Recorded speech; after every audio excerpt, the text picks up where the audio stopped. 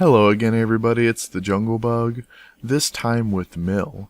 Now every other format is plagued with Eldrazi Titans that make you run inefficient cards in your sideboard to have the ability to win, and these cards can essentially be splashed into any deck.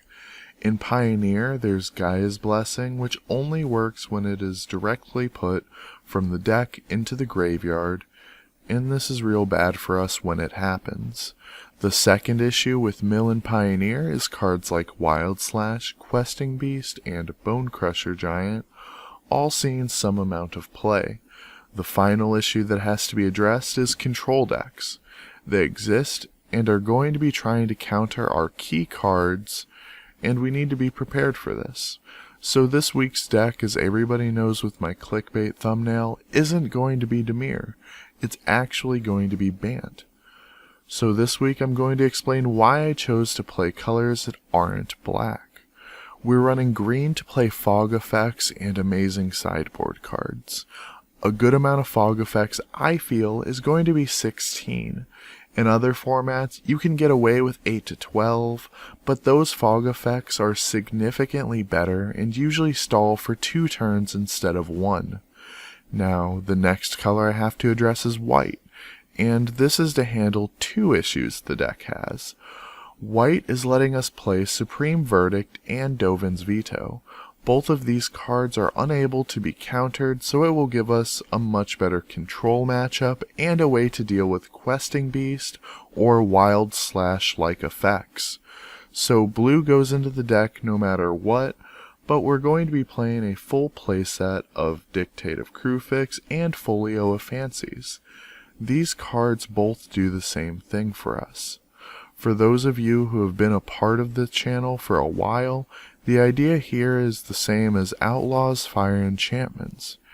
And if you haven't seen the video, I'd suggest you check it out because it's a sweet deck that I made that had an insane win ratio against Field of the Dead decks before it got banned.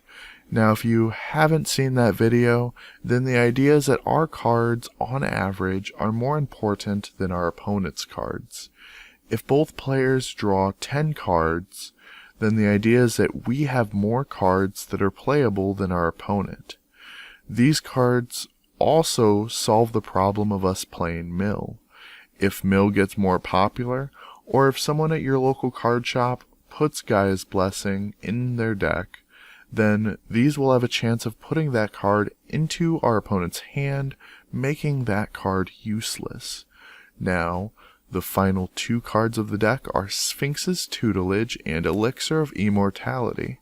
Sphinx's Tutelage is an enchantment that turns every draw into a minimum of 2 cards from our opponent's deck to their graveyard, and gives us 8 cards that our opponent would have to answer, and means that if they have Unmoored Ego, they would have to use that effect 2 times on us to make our deck unplayable.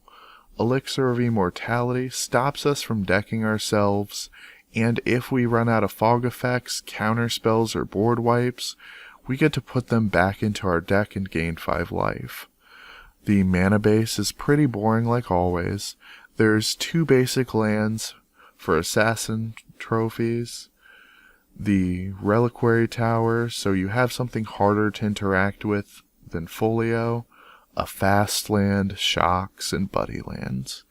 Picking this deck up on TcgPlayer is going to be over $250, but 80% of the price is in the mana base, so let's trim the fat. Supreme Verdict can't be countered, but you can cut this for Fumigate, and that will give you a much better matchup against mid-range and questionably better against creature aggro. Everything else is in the mana base, so everything gets gutted and cleaned out except for the basic lands. In their place, we'll throw in a forest, life gain lands, and scry lands. Once you get to 2 mana, you should be able to consistently hold up a fog effect for the rest of the game, so the mana base shouldn't be too terribly painful to play as tap lands.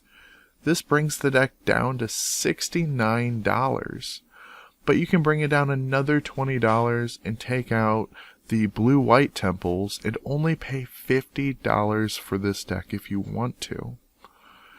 As always, there's links below to Aetherhub and TcgPlayer if you'd like to check out the decks in full. Sideboarding for this deck is pretty easy. You get Rest in Peace to rip enemy graveyards, but remember to take out Elixir of Immortality if you bring this in. Leyline of Sanctity for burn decks, Negate as a catch-all for opponent sideboard cards, Dragon Lord Dramoka stops control decks for at least a turn, the Immortal Sun will shut down any deck that relies on planeswalkers. Finally, Summervale saves us from counterspells and almost everything that would target our cards on the field.